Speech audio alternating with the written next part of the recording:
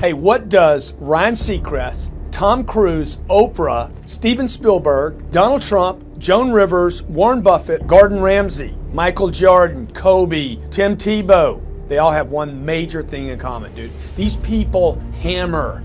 They beat it to death, okay? Look at Tom Cruise, man. Look at his career. He works constantly. So look, you want to get your work ethic so high that people actually admire you. I'm going to ask you a question right now. Because of your unbelievable work ethic. If you can't answer yes to that, man, you're not going to get in that top 10%. You got to get at the top. People need to know you for one major thing first. He works. He produces. The guy's there every day. The guy's pushing and shoving. Because the truth is, no matter how good your ideas are, how good your art is, or how good your skill set is, if you're not working, man, if you're not vibrating at a frequency that people say, my God, how does that guy do all that? If you're not vibrating at that rate, 10x levels, massive action, tremendous work ethic that's just a muscle now, and it's just a discipline in your life, and it's a way, it's a normal way that other people think is abnormal. Look, if you're not working at that level, you're not going to make it. Get your work ethic in, man. It's the American way. Work ethic. What I could control was my work ethic. You've heard me speak many times about outworking everybody, but I think that just feels good when we hear it, but most people don't take it seriously. If you think that I have a little bit of success in my life, I can tell you what I attribute it to. Yes, self-confidence, yes, mindset, visualization, goals, all the things I talk about all the time. Listening skills, influence, energy transfer, how to be happier, all of that stuff applies. When you get to winning, for me, it's come down to maxing out. And what maxing out means is you do one more at least than you think you're capable of. So when you're done, whatever you're doing, whether it's at the gym or phone calls or meetings or in sports, one more shot, one more throw, one more swing of the golf club or the baseball bat, the separator is for the winners, they do one more. I'm addicted to one more. And so I want your mantra going forward to be one more. What does that look like if we're working out? That means when we're in the gym and we say, I'm gonna do 5 sets of 10, I'm crazy. Like I'm a psycho because I wanna win. I wanna be somebody. I wanna separate. I wanna compete. And the way I do that isn't with my giftedness, because I wasn't born with a bunch of gifts, and I think gifts are crap.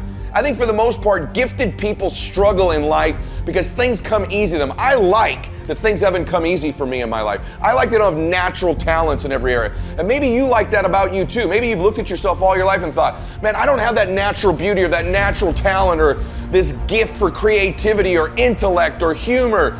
I don't have any of those things. But what I got is I will outwork you. And so at the gym, one of the things I focus on, they say it's 5 sets of 10. When I'm at 10, I go one more, bam, 11. If I'm running on the treadmill and it's a 45-minute run, I never finish at 45. I always go one more minute, 46. If I'm at the office and I'm supposed to make 25 phone calls that day, when I'm at the end of the day, I always do one more.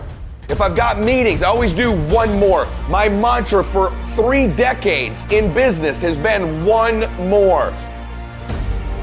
Where I got my work ethic from was the hours I had to spend learning this.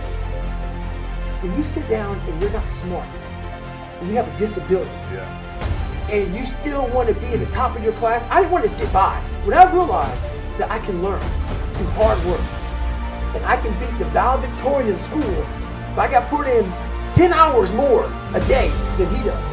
You know what kind of strength comes from that? When you're sitting down and that guy, that valedictorian studied for an hour, and you know I caught you, but I have the work ethic to catch you. That's where David Goggins got really invented, was at a kitchen table with 20 spiral notebooks that were empty. And then 3 months later, they were full. And when you can go through that, I still have them in my storage unit. You go through these spiral notebooks of your life, and you realize this is how I learned. This is unbelievable. There's no miles. It's not about the miles. It's that. Having a discipline every day to say, for me to learn this one math problem, it's gonna take me 10 hours. And that's where and you realize through hard work, no matter how badass they are, but that's the part people don't want to dive into.